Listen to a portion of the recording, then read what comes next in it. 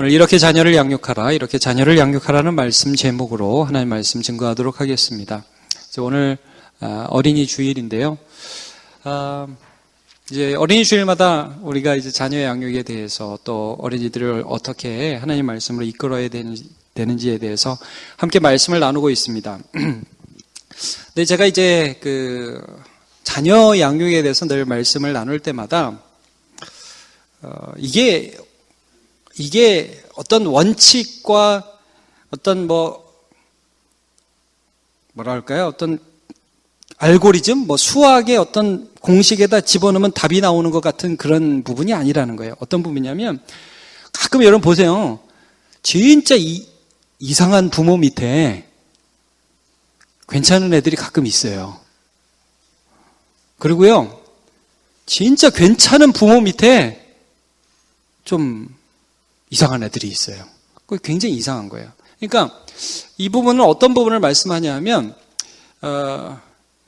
하나님이 부모를 통해서 일하시는 건 분명하지만, 그러나 여러분, 내가 좀 부족하다고 그래도 그것 때문에 우리 자녀가 반드시 망하는 건 아니다는 거예요, 여러분. 여기 소망을 좀 누리시기를 바랍니다. 내가 좀 부족하죠? 여러분 빼고 저만 부족합니다. 자, 우리 부족하죠? 네, 부족한데, 우리 부족한 부모 밑에서 자녀가 자라는데, 하나님이 개입하셔서 그 자녀에게 또 좋은 사람 만나게 하시고 좋은 어떤 영향력을 받게 해주셔서 그 자녀가 잘 자라날 수 있도록 또 도와주신다는 거예요. 여러분 그거 믿으시죠? 그러니까 우리는 대충 자녀를 양육해도 되겠죠? 그렇지는 않다는 겁니다. 자, 오늘 이제 부모와 자녀의 관계에서 에베소서 6장 1절부터 4절까지 이제 이 부분이 말씀하고 있는데, 성경은 자녀들에게 부모를 공경하라고 하잖아요. 1절에 보면 이런 말씀이 있어요. 에베소서 6장 1절에 보면 자녀들아 주 안에서 너희 부모를 순종하라. 이것이 옳으니라. 근데 이유가 있는 거예요. 여러분, 자녀들이 부모를 순종해야 하는 이유는 하나님이 그 부모를 통해서 무엇을 하고자 하시는가 하는데 그 원인을 찾을 수 있어요. 근거를 찾을 수 있습니다. 4절을 보시면 이렇게 나와 있습니다. 같이 보죠. 시작. 또 아비들아 너희 자녀를 노엽게 하지 말고 오직 주의 교훈과 훈계로 양육하라. 이렇게 말씀을 하고 있습니다. 그러니까 하나님이 부모를 통해서 자녀를 두 가지 원칙이 나오는데, 첫 번째는 노엽게 하지 말라는 말씀을 해주고 계세요. 자녀를 노엽게 하지 말라. 사실은 이 구절도 좀 재밌죠. 여러분 보세요. 부모를 노엽게 하지 말아야 돼요? 자녀를 노엽게 하지 말아야 돼요? 우리 상식적으로 생각할 때 사실 부모를 화나게 내면 안 되잖아요. 그게 맞는 것 같잖아요. 근데 되게 이상한 말씀하세요. 자녀를 노엽게 하지 말래요. 그리고 주의 교훈과 훈계로 그 아이들 양육, 끌어내라, 이끌어내라. 여기에는 중요한 어떤 전제가 있어요. 이게 이제 부모 공경의 이유가 되는 것인데, 그것은 뭐냐면, 자, 자녀는 하나님이 우리에게 주셨지요? 그러니까 내 거죠? 네, 지금 목사한테 속아야 되나 안 속아야 되나 고민이 많죠, 여러분? 자, 자녀가 내가 기르고 있어요. 근데 내 거가 아니라는 말씀이에요. 여기 중요한 전제가 있어요. 여러분, 우리가 유치원에 애들 맡기죠? 어린아이들. 제가 여기도 보면, 할머니, 할아버지, 애들 키우는 할머니, 할아버지 많으세요. 자, 자녀를 유치원에 맡겨요. 그럼 유치원 교사가 잠깐 돌봅니다. 유치원 교사는 그 자녀가 자기 게 아니에요. 그러나 사랑해야 돼요. 그렇죠? 그리고 저녁에 엄마가 오면 내어드려야 되죠. 여러분, 우리에게 주신 자녀가 우리에게 맡겨주신 사랑해야 될 하나님이 주신 선물이고요. 하나님이 언제 우리한테 달라고 그러세요? 야, 내놔라. 그럼 드려야 돼요. 안 내놓으실 거예요? 언제 내놓으라고 하냐면요. 물리적으로는 이거예요. 결혼할 때 내놓아 드리는 거예요, 사실은. 그냥 이제 살아라. 독립하는 거예요. 그리고 정서적으로 사춘기를 지나면 점점 독립해 나갑니다. 그래서 우리 교육의 목적은 하나님께서 내게 맡겨주신 자녀를 잘 양육해서 하나님께서 쓰시고자 하실 때 내어드리는 것입니다. 이게 목적입니다. 자, 그러면 여기 이 한 구절, 굉장히 짧은 구절인데 이 노엽게 하지 말라는 것과 그 다음에 주의 교훈과 훈계로 양육하라는 이 말씀에서 우리는 어떤 아버지, 어떤 어머니, 어떤 부모가 되어야 하는지 그 원칙들을 좀 발견하기를 원해요. 자, 첫 번째 이걸 좀 기억하시면서 오늘 말씀을 나눕시다. 낭만적이고 순진한 오냐오냐 다 받아주는 그런 유약한 부모가 아니라 품어주고 그 안에서 사랑을 누려서 떠나갈 수 있는 안정감을 주는 따뜻한 품이 되시기를 축복합니다. 제가 품이라고 그랬어요. 품, 따뜻한 품. 이건 유약하고 낭만적이고 순진한 부모를 말씀하는 게 절대 아닙니다. 자, 따뜻한 품입니다. 넓은 품입니다. 여기서 더 나은 미래를 바라보는 거예요. 여러분, 왜 품어주냐 하면요.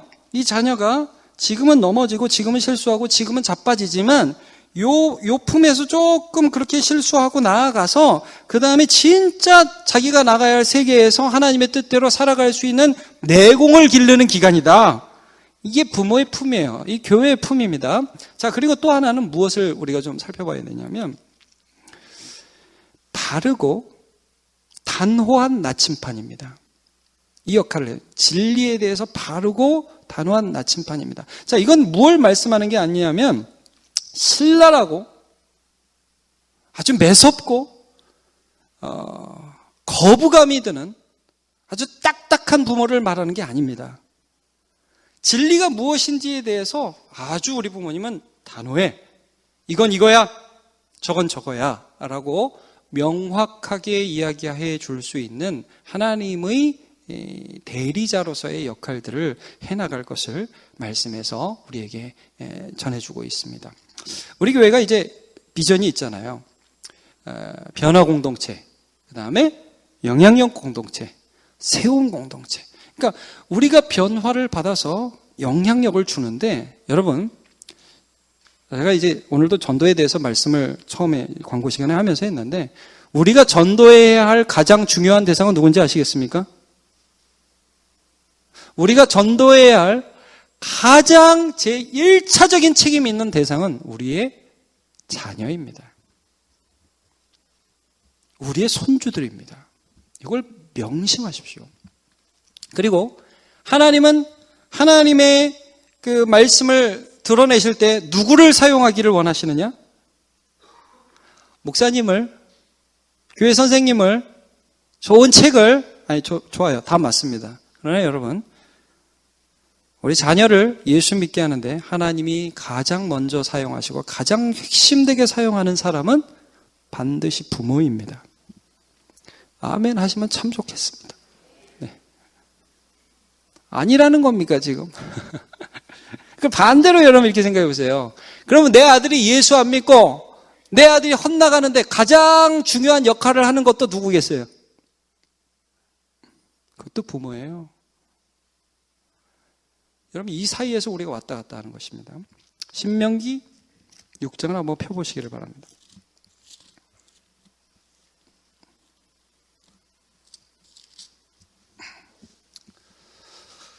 신명기 6장 6절을 한번 보시기 바랍니다. 구약성경, 제가 가진 성경 270쪽입니다. 신명기 6장 6절을 보면 이런 말씀이 있습니다. 오늘 내가 내게 명하는 이 말씀을 너는 마음에 새기고. 자, 신명기 6장 지금 7절 읽으려고 합니다. 7절 같이 읽어볼까요? 시작. 내 자녀에게 부지런히 가르치며 집에 앉았을 때에든지 길을 갈 때에든지 누워 있을 때에든지 일어날 때에든지 이 말씀을 강론할 것이며. 자, 지금 굉장히 많은 삶의 영역들을 말씀하고 있죠. 집에 앉아 있을 때예요. 그리고 길을 갈 때예요. 누워 있을 때예요. 일어날 때예요. 이 말씀을 우리 자녀들에게 가르치라라고 말씀을 하고 있습니다. 자, 그러니까 여러분 우리가 자녀하고 부모하고 함께하는 시간이 있어야 되겠어요? 없어야 되겠어요? 있어요. 특별히 어릴 때. 그래서 오늘도 우리 승민이가 와서 유아 축복 기도를 받고 또 우리가 함께 축복했는데 여러분 이게 이제 우리가 살아가는 이 시대가 점점 힘들어지는 시대예요. 여러분 예수 믿고 살으셔야 됩니다. 자녀 양육할 때 예수 믿어야 됩니다. 자, 자녀가 어릴 때 엄마 아빠가 다 일을 하고, 참 제가 이게 말하기가 참 어려운 부분이에요. 왜냐면 이 부분이 진짜 어렵거든요. 여러분 엄마 아빠가 둘 다 일을 해야만 하는 사회 구조로 이 사회 구조가 점점 가고 있잖아요. 그렇죠? 그래서 여러분 우리 할머니 할아버지들도 그 뭐라고 못하고 애들 봐주는 경우가 얼마나 많이 있어요. 그래서 제가 그 부분을 이해 못하는 게 아니라요, 참 힘든 시기를 우리가 살아가고 있다 그런 생각이 들어요. 근데 여러분 그래서 어떻게 하실래요? 아이가 어릴 때 아이와 함께 있어 주셔야 됩니다. 굉장히 힘든 부분을 저도 말씀하는 겁니다. 제가 여러분 정죄하는 거 아닙니다. 굉장히 힘든 부분이에요. 근데 여러분 돈을 좀 덜 버십시오. 좀 내려놓으시고. 근데 제가 이걸 약속할 수 있습니다. 그 기간에 아이와 함께 하나님의 말씀을 나누고 아이의 따뜻한 품이 엄마가 되어 주었을 때 하나님께서 그 아이가 청소년이 되고 더 컸을 때에 누리게 되는 그 기쁨들을 부모가 분명히 얻게 됩니다. 여러분 길을 갈 때 애들이 묻는단 말이에요. 아빠 이건 뭐야? 그럼 여러분 그거 누가, 그리고 여러분 크리스찬은 이렇게 얘기하면 안 돼요. 저건 푸른 하늘 뭐 이렇게만 얘기하면 안 돼요. 그래서 저건 하나님이 창조하신 아름다운 하늘, 하나님을 얘기할 수 있어야 된다는 거예요. 하나님을 말해줄 수 있다. 이거를 세상이 해줄 수 없다는 거예요. 유치원이 해줄 수 없다는 거예요. 물론 우리 남문 어린이집에서 예배도 드려요. 제가 하나님 말씀 막 전해요. 근데 여러분 잠잘 때, 애들이 잠잘 때 엄마 아빠가, 여러분 얼마나 힘듭니까? 요즘 엄마 아빠가 집에 가면 애랑 같이 자면 애보다 아빠가 더 먼저 자잖아요. 그렇게 되거든요. 근데 한번 찬물 껴안고 한 번이라도 내가 창세기 얘기, 여러분 애들이 성경 얘기해주면 얼마나 좋아하는지 아시죠? 모르세요? 안 해보셨어요? 성경을 모르신다고요? 여러분 애들한테 성경 얘기해주면 너무 좋아해요. 그거를 누가 해줘야 돼요? 무엇이 하나님 말씀인지 가르치는 바른 말씀을 가르쳐주고 가르쳐주는 역할들을, 나침반의 역할을 부모가 하는 것입니다. 자, 여러분 20절로 한번 가보세요. 20절, 신명기 6장 20절을 보면 이런 말씀이 있어요. 후일에 내 아들이 내게 묻기를, 자, 아들이 묻는데요. 오직 우리 하나님 여호와께서 명령하신 증거와 규례와 법도가 무엇이냐 하거든. 이런 거죠. 아빠는 왜 교회 다녀요? 아빠, 엄마, 오늘 일요일인데 우리 놀러 가야 되는데 왜 여기 가야 돼요? 그런 걸 물어본단 말이에요, 애들이. 그러면은 그럼 오늘 하루 빠지고 놀러 가지, 이러는 게 아니라 거기에 대해서 설명을 해줄 수 있는 부모가 되어라 라고 말씀을 해주고 계세요. 자, 21절을 보시면, 자, 너는 내 아들에게 이르기를, 이 아들은 대표적인 거, 딸도 됩니다. 대표를 말씀하는 거예요. 우리가 옛적에, 옛날에 이런 일이 있었어. 옛날 옛적에 호랑이가 무슨 꽃감이 무서워, 그런 얘기보다 여러분, 옛날 옛적에 애굽에서 바로의 종이 되었던, 이게 옛날 얘기해 주는 거예요, 여러분. 지금 바로의 종이 되었더니 여호와께서 권능의 손을 우리를 애굽에서 인도하여 내셨어. 그러면서 10가지의 재앙을 얘기해 줘야지. 근데 그 재앙이 뭔 줄 알아? 여러분 이야기꾼이 되시면 참 애들 키우기 좋을 것 같습니다. 근데 23, 22절 곧 여호와께서 우리의 목전에서 크고 두려운 이적과 기사를 애국과 바로와 그의 온 집에 베푸시고 우리 조상들에게 맹세하신 땅을 우리에게 주어 들어가게 하시려고 우리를 거기서 인도하여 내시고 여호와께서 우리에게 모든 규례를 지키라 명하셨어. 얘는 우리가 우리 하나님 여호와를 경외하고 항상 복을 받으라고 그런 거야. 야, 너 말씀 지키면 좋아. 하나님이 얼마나 좋으신 분인지 알아? 25절 같이 읽어보죠. 시작. 우리가 그 명령하신 대로 이 모든 명령을 우리 하나님 여호와 앞에서 삼가 지키면 그것이 곧 우리의 의로움이니라 할지니라. 야, 이거 지키면. 근데 여러분, 이거 다 지키면 하나님이 우리를 잘 봐줘, 100점 맞으면 좋아해. 그게 아니에요, 여러분. 여호와 하나님 앞에서 과거에도 우리를 인도해 준 그 하나님을 믿어서 너도 이 하나님을 믿고 하나님의 명령을 지키면, 그러면 하나님이 우리를 의롭다고 여겨주셔 믿음으로 살면 그 믿음이 하나님의 의로움이 되는 것이야. 멋지지 않아요, 여러분? 이걸 부모에게 하라고 말씀을 해주신 거예요. 그 앞에 창세기를 한번 가보겠습니다. 창세기 22장을 한번 가보시죠, 여러분. 계속 말씀을 나누는데, 부담스럽다. 난 그거 못하는데, 부담스럽다.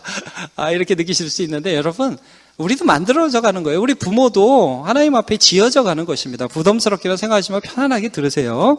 창세기 22장에 보면 하나님이 1절에 이런 말씀을 하세요. 자, 1절 한번 같이 볼까요? 시작.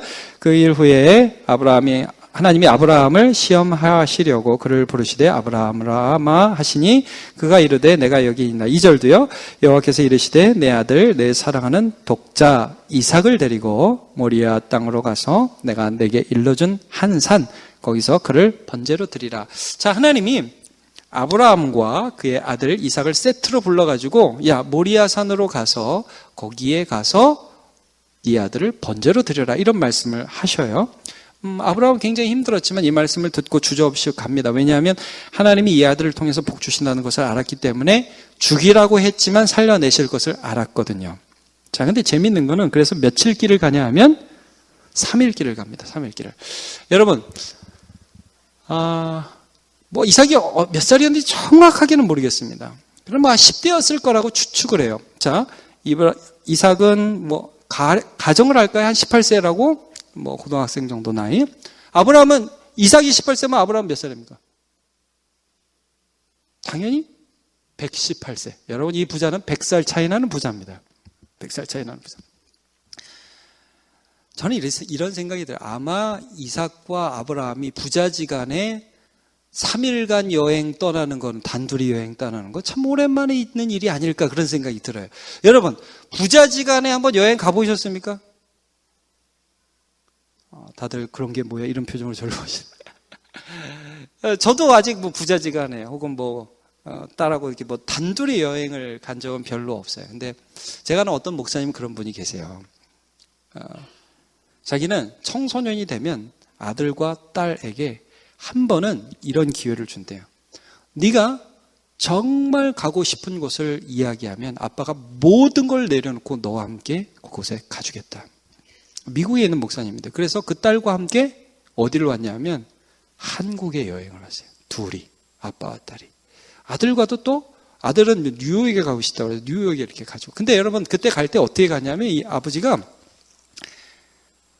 그 딸과 함께 여행을, 죄송합니다. 아들이 한국으로 왔고 딸이 이제 뉴욕으로 갔는데, 그 딸을 데리고 여행을 갔는데, 여러분 아무 데나 자지 않고 최고로 좋은 호텔방에 가서 딱 하고 딸하고 식사할 때 아빠가 턱시도 양복 딱 입고 딸은 드레스 입고 딱 가서 귀한 딸 대우하면서 이렇게 식사했다고 그래요. 딸이 아빠를 보는 눈이 달라지고 아빠의 관계가 달라진다는 거예요. 여러분, 가능하시면 아직 청소년이 안 된 자녀가 있다면 특별한 시간을 가지시기를 축복합니다. 네, 특별한 시간. 둘만의. 아브라함과 이삭과의 이 여행은 죽음을 향해 가는 여행 같지만 굉장히 특별한 여행이었습니다. 자, 3일 길을 갔습니다. 3일 길을 가고 나서 이 아들 이삭이 이제 모리아 산을 올라가는데 이삭이 이상한 거예요. 왜냐하면 지금 번제를 드리러 아버지가 간다고 그러는데 번제할 나무도 있고요, 불도 있고 양 잡을 칼도 있어요. 근데 뭐만 없는 줄 아세요? 재물이 없어요. 재물이. 양이 없는 거예요. 자, 이삭이 이렇게 물어봅니다. 어떻게 물어보죠? 7절. 이삭이 그 아버지 아브라함에게 말하여 이르되 내 아버지요 하니 그가 이르되 내 아들아 내가 여기 있노라 하니 이삭이 이르되 불과 나무는 있거니와 번제할 어린 양은 어디 있나이까. 자, 여러분, 아브라함이 이삭과 이제 산에 올라갑니다. 마지막 여기 올라가면 여기 죽여야 돼요, 얘를. 자, 그리고 같이 왔던 짐꾼인 종도는 여기서 기다리라고 둘이 가면서 우리 이따 올게, 같이 올게 그러면서 이제 올라갑니다. 재물이 없어요. 아들이 질문할 걸 알았을까요, 몰랐을까요? 여러분, 저도 이제 애들이랑 여행을 갈 때가 있거든요. 근데 애들이 뒤에서 그 여행에 대해서 질문을 하게 해요, 안 하게 해요? 아주 그냥 제가 그 질문에 질립니다. 아빠 오늘 어디 가요? 뭐 먹어요? 그건 뭐예요? 저거 뭐 해야 돼요? 그 다음 뭐예요? 어디서 자요? 뭐 할 거예요? 아주 그냥 제가 막 미칠 것 같아요. 끊임없이 물어봅니다. 여러분, 이삭이 이 아브라함한테 물어볼 거를 아브라함이 알았을까요? 몰랐을까요? 당연히 알죠. 아버지인데. 자기도 이상하고 얘가 봐도 이상하고 누가 봐도 이상한 거잖아요. 지금 재물이 없다는 거는. 근데 여러분, 아브라함이 대답을 기가 막히게 합니다. 아버지, 재물이 없는데 누가 죽어요? 양은 어디 있어요? 너다. 널 죽일 거다. 이거 웃기잖아요. 이렇게 대답하지 않아요. 뭐라고 대답했죠, 여러분? 그 다음 절을 보시면 8절. 아브라함이 이르되 내 아들아, 번제할 어린 양은 하나님이 자기를 위하여 친히 준비하시리라 하고. 자, 이거 거짓말일까요? 신앙 고백일까요? 신앙 고백이에요. 여러분, 그러니까 우리 부모가 우리 가정에 절망적인 상황이 있잖아요. 그럴 때 자녀가 물어보잖아요. 엄마, 우리 어떡해? 어떻게 하면 좋아? 그럼 엄마가 그걸 딱 보면서 글쎄 말이다. 어떻게 하면 좋니? 나도 모르겠다. 그러지 마세요. 그때 엄마는 뭐라고 그래야 되죠? 얘야, 우리 하나님이 여태까지 나를 살려주셨다. 앞으로도 살려주실 걸 너도 보게 될 거다. 그 얘기해야죠. 아브라함이 그걸 어디 있어요? 난 불안한데? 아니야. 하나님이 준비해 주셔. 여러분, 자 보세요. 이삭이요. 하나님을 알았을까요? 몰랐을까요? 그래서 알기는 알았겠지만 잘은 몰랐어요. 아버지한테 들었죠. 이런 하나님이 계시다고 들었죠. 뭐 100세 때 낳았는데 아브라함이 하나님을 경험한 건 다 그 전이잖아요, 여러분. 100세 때 낳은 아들이 아브라함이 하나님을 어떻게 알아요? 잘 모르죠. 근데 여러분, 이삭이 뭘 알았냐면 우리 아빠는 좋은 아빠, 나쁜 아빠. 좋은 아빠. 나를 책임지는 아빠. 그걸 신뢰했다고요. 그러니까 이삭이 아빠가 그 말을 하는데 그게 무슨 뜻인지도 잘 모르면서 그래, 우리 아버지는 믿을만해. 그리고 간 거예요. 그리고 가서 자기 몸을 묶을 때도 그래? 이게 뭐지? 그래, 나는 아버지를 믿는데. 그리고 올라간 거예요. 여러분, 이삭은 거듭 말씀드리지만 하나님을 믿은 게 아니라 아버지를 믿은 거예요. 근데 아버지가 이렇게 아버지 뭐 하시지? 칼을 들었는데 하늘에서 소리가 들렸어요. 아브라함아, 아브라함아. 자, 여러분, 이 소리는 아브라함만 들었어요? 이삭도 들었어요? 이삭도 들었단 말이에요. 이게 뭐냐면요, 이삭이라는 아들이 자기의 아버지의 삶을 평생 동안 인도해 주신 그 하나님을 만나는 사건이었어요. 이게 놀라운 사건이에요. 와, 우리 아버지 하나님 진짜 계시네. 묶여가지고 죽을 뻔하면서. 자, 보세요. 이 말씀을 하시잖아요. 12절에 사자가 이르되 그 아이에게 손을 대지 말라. 그에게 아무 일도 하지 말라. 내가 내 아들 내 독자까지도 내게 아끼지 아니하였은즉 내가 이제야 내가 하나님을 경외하는 줄을 아노라. 와, 하나님 경외해야 되는구나. 그리고 보니까 13절에 보니까 진짜 순양이 뒤에 있어요. 야, 우리 아버지 믿음대로 사니까 사네. 하나님이 믿음대로 인도해 주시네. 이걸 고백하는 거죠. 아들을 대신하여 번제로 드리는 걸 다 봤어요. 그리고 무엇이라고 그 장소를 칭하느냐. 14절 같이요. 시작. 아브라함이 그 땅 이름을 여호와 이레라 하였으므로 오늘날까지 사람들이 이르기를 여호와의 산에서 준비되리라 하리라. 여러분, 이삭은요, 여호와 이레라는 것을 잊을 수가 없는 사람이에요. 하나님이 준비하시는구나. 하나님이 준비하시는구나. 나는 하나님께 순종하여서 삶을 살아가면 하나님이 내 앞길을 준비하시는구나 하는 것을 아버지를 통하여 그 신앙을 배우게 돼요. 그래서 이삭이, 여러분 나중에 보세요. 우물을 항상 파면 아비멜렉과 블레셋 사람들이 그 우물을 뺏어요. 근데 싸우지 않아요. 이삭은 항상 다른 곳에 가요. 다른 곳에서 파면 나와요, 안 나와요? 나온단 말이에요. 그거 또 와요. 또 막 뭐라 그러면 또 가, 또 딴 데 가, 또 파. 어떤 믿음이 있어요? 나는 여기에서 안 되면 여기로 가면 하나님이 준비해 주신다. 우리 아빠 아브라함이 롯에게 네가 좌하면 나는 우하고 네가 우하면 나는 좌하겠다. 이 말씀을 하면서 하나님을 따랐는데 하나님이 지켜주시더라. 글로 가면 된다. 여기에 가야만 사는 게 아니라 내가 가는 곳에서 하나님이 역사하신다. 이게 아들의 믿음이 탁 들어가는 거예요, 여러분. 여러분, 자녀교육 성공, 제가 확언하면서 말씀드릴 수 있는데 대학은 하여튼 이 머리가 돌아가는 대로 최선을 다해서 하는 대로 들어갈 것이며 돈은 하여튼 하나님 주시는 대로 벌을 것인데, 여러분 그게 성공이 아니라 하나님을 그 마음에 발견하면 그게 자녀교육 성공입니다. 예. 그 앞에 한번 19장 한번 가보시죠, 여러분. 제가 좀 이번에 좀 안타까운 예를 한번 들어보겠습니다. 19장에 보면 소돔과 고모라에 대한 사건이 나오고 거기 롯이라는 아브라함의 조카가 나옵니다. 근데 이 롯이라는 조카가 거기 살면서 이제 딸을 둘을 낳게 돼요. 근데 하나님이 그 롯이 사는 소돔과 고모라가 얼마나 패역한 땅인지를 알기 위하여 천사 2명을 보내시죠. 그 천사 2명을 롯이 만납니다. 그래서 자기 집에 들여 보내는데 이 소돔과 고모라가 얼마나 패역한 땅인지, 그 당시에 동성애자들이 많았고 천사들이 여러분 굉장히 아름다운 남자의 형상으로 왔던 것 같아요. 그 남자 끌어내라, 밤에 내가 그들과 상관하겠다라고 하면서 롯의 집을 쳐들어오게 됩니다. 자, 그런데 롯이 어떤 반응을 보이는지 한번 보세요, 여러분. 6절에 19장 6절입니다. 롯이 문 밖에 무리에게 나가 뒤로 문을 닫고, 야 형제들아 이런 악을 행하지 말라. 그다음에 8절을 보세요. 굉장히 의외의 행동을 합니다. 내게 남자를 가까이 하지 아니한 두 딸이 있노라. 이 말을 여기서 왜 해요? 청하건대 내가 그들을 너희에게로 이끌어 내리니 너희 눈에 좋을 대로 그들에게 행하고, 뭐 성폭력을 해다든지 뭘 하든지 마음대로 하고, 이 사람들은 내 집에 들어왔은즉 이 사람들에게는 아무 일도 저지르지 말라. 그러니까 하나님의 사람이고 귀하다는 것을 인정하는 것은 참 좋은 일입니다. 근데 여러분, 이 말을 듣는 집 안에 있는 딸의 기분은 어떠했을까요? 이런 아빠 믿을 수 있을까요, 여러분? 근데 이제 천사가 듣다 못해서 롯을 이제 잡아 끌고 그 사람 밖에 있는 사람이 어둡게 하고 일은 일단락 마무리됐어요. 근데 이제 롯이 그 땅에 살면서 어떤 모습을 가지냐면 굉장히 착한 아빠고 굉장히 성품이 온유한 아빠인 것은 분명합니다만 가족에 대해서 책임지지 않는 아빠였다는 것을 우리가 알 수 있습니다. 이 한 사건을 통해서. 그리고 그 다음을 한번 보시죠. 19장 후반으로 가면요, 결국 소돔과 고모라가 불과 여왕으로 멸망당합니다.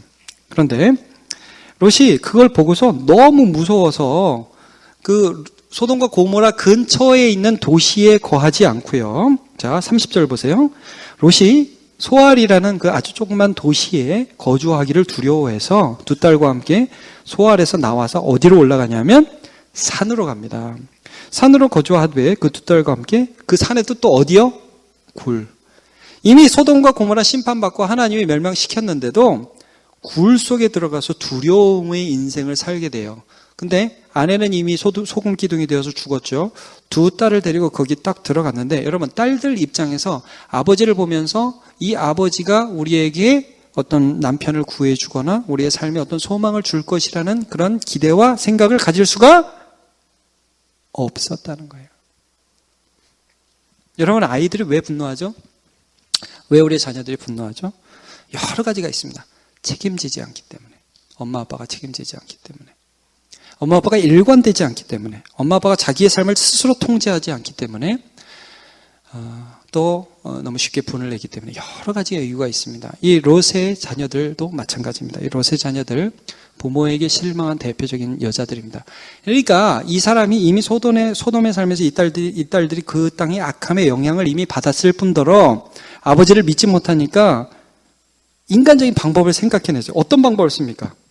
이 32절에 우리가 우리 아버지에게 술을 마시게 하고 동침을 하게 하자. 그래서 여러분 누가 나오냐면 모압과 암몬의 조상이 여기서 나오게 됩니다. 물론 이 딸들도 잘못했습니다. 이 딸들도 아버지와 동침한다? 아버지에게 술을 마시고 잘못했어요. 그러나 여러분 롯도 마찬가지입니다. 아버지로서 너무나 실수를 한 것이죠. 제가 이제 시간이 많이 가서 오늘 좀 간단하게 정리를 하고 싶습니다. 여러분, 제 제자가 한 명 있는데 제가 참 좋아해요. 중학교 시절에 저를 찾아와서 이런 얘기를 했어요. 저희가 열심히 공부해서 중학교 1학년 때 첫 시험을 봤는데 그게 여러분 2000년대 초반이니까 꽤 오래전 일이에요. 그때 중학생이었으니까. 자기가 첫 시험에서 전교 20등 안에 들었다는 거예요. 여러분 잘한 거예요? 못한 거예요? 잘했죠. 너무 좋아가지고 아버지한테 가가지고 아버지한테 성적표를 내미면서 내가 이렇게 자랑스럽게 딱 내밀었대요. 아버지가 뭐라고 그러셨냐면 사내 자식이 뭐 그런 거 갖고 좋아하냐? 그 다음부터 얘가 공부를 안 하기 시작했어요. 얘도 물론 좀 마음이 소심한 그런 게 있죠. 아버지는 교회 출석하십니다. 근데 저한테 와서 그런 얘기를 해요. 여러분 애들은 엄마 아빠 얘기를 목사한테 다 한다는 사실을 기억하십시오. 와가지고 우리 아버지가 그렇게 술만 드시면 집에 와가지고 변한다는 거예요. 두 가지 모습을 보여요. 한편으로는 막 너무 폭력적이고 또 한편으로는 막 어떤 때는 그 자기가 슬프고 애달고 막 눈물 흘리면서 나한테 와서 미안하다고 그런다는데 굉장히 짜증난다는 거예요. 여러분 애들한테 미안하다는 말을 너무 많이 하시면 안 됩니다. 한 번만 하시면 돼요. 한 번만. 그것도 아주 당당하게. 야, 미안하다. 내가 옛날에 잘못해서. 그렇게 하고 마십시오. 미안해. 어떡하라고. 애가. 그거는 애가 어떻게 할 수가 없는 거예요. 한 번만 하시면 돼요. 이게 이 아빠가 막 이게 왔다 갔다 해요. 근데 제가 결정적으로 좀, 사실 그 아빠의 모습이 우리의 모습이고 우리의 연약함입니다. 근데 여러분 우리가 이거 알자고요. 결정적으로 제가 그 아이가 고등학생이 되었을 때 한번 교회 앞에서 대판 아빠하고 아들하고 싸우는 걸 제가 직접 목격했어요. 아빠가 뭘 시켰어요. 근데 얘가 할 상황이 아니라 아빠 못한다고 그랬더니 이제 아빠가 갑자기 흥분한 거예요. 이 소, 개, 말, 이렇게 하면서 막 하고 애는 얼굴이 이게 여러분 이제 다혈질 아들 있잖아요. 다혈질 아들. 얼굴이 시뻘개졌니 쭉 돌아가더니 뒤에 가가지고요. 봉고를 제 앞에서 봉고를 손으로 빡 치는 거예요. 그러니까 이제 그걸 본 또 교회 선생님들이 나와가지고 너 뭐 하는 짓이냐? 아빠한테 그게 뭐 하는 짓이냐? 제가 이거 쭉 보면서 너무 마음이 아팠어요. 너무 마음이 아팠어요. 아이 안에 아빠에 대한 분노가 있어요. 여러분 자녀에게 대해서 가장 악질적인 악이 뭐냐면 아빠를 미워하게 하는 거예요. 엄마를 미워하게 하는 거예요. 그렇게 하지 마세요. 너무 힘들어요, 자녀들한테. 물론 제가 보기엔 그 자녀도 그렇게 하면 안 돼요. 그렇다고 해서 그렇게 하면 안 돼요. 근데 제가 볼 때는 원인 제공자가 있어요. 이 역할을 하는 것들이 너무. 여러분, 우리가 사는 이 시대에 이런 일들이 너무 비일비재해요. 여러분, 심지어 제가 이런 말씀까지 드리겠습니다. 신앙도 억지로 강요해서 되는 것은 절대 아닙니다. 아멘이죠? 신앙 단계가 있는 거예요. 아주 어린 자녀들 있죠. 그 자녀에게는 젖을 줘야 되는 거예요. 그 다음에 밥을 주고, 그 다음에 스테이크도 먹고 그러는 거예요. 그러니까 여러분 출애굽했을 때 이 백성들이 딱 나와가지고 뭐라고 그랬어요? 물이 없는 광야에 들어가니까 물을 달라는 말을 못해가지고 뭐라고 그랬는 줄 알아요? 그 사람들이? 물이 없어서 죽겠다. 여러분 홍해 앞에서 홍해를 건너야 되는데 살려달라는 말을 못해서 뭐라고 그래요? 애굽에 매장지가 없어서 여기서 죽이려고 왔냐? 여기까지 데려왔냐? 여러분 그걸 하나님이 다 살려주세요.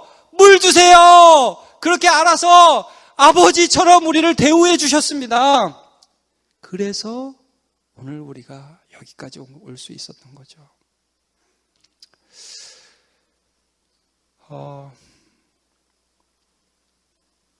자, 냉철해지시기 바랍니다. 제가 이 말씀드리는 것은 그러니까 다 받아줘, 다 괜찮아, 절대 그런 말씀드리는 거 아닙니다. 여러분, 우리의 자녀들은 다시 한번 말씀드립니다. 우리의 자녀들은 이쁜 죄인입니다. 이쁜 죄인이에요.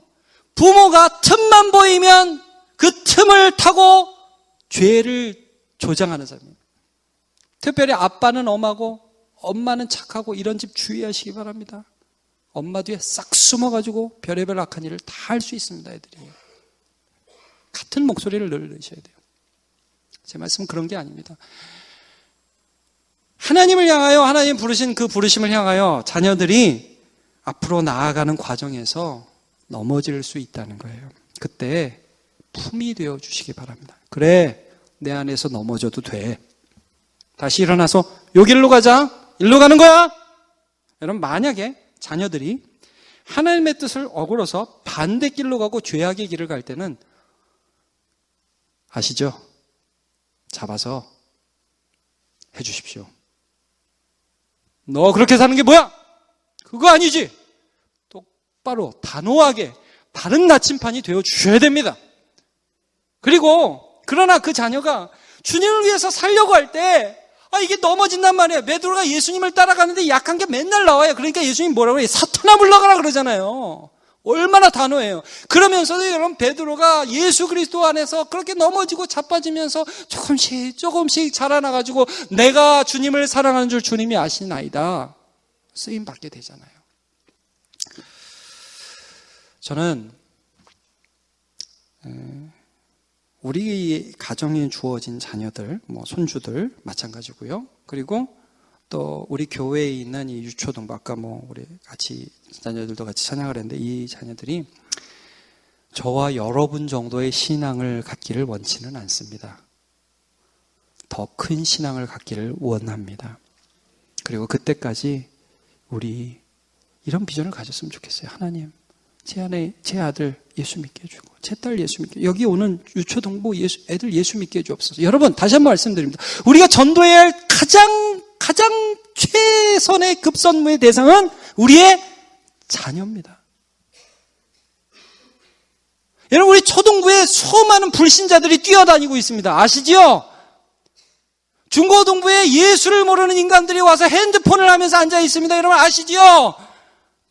그 핸드폰을 하는 아이들의 머리를 딱 치면서 네가 와서 교회에 와서 이걸 해서 되겠어 이렇게 하시지 마시고, 아니 여기 할 사람 교사들이 없네요. 아니 말고 광고도 하고 도와주고 해서 끊을 수 있도록 하나님의 품이 되어주시고 예수 믿는 역사들이 이 교회 가운데 우리 가운데 일어나야지요.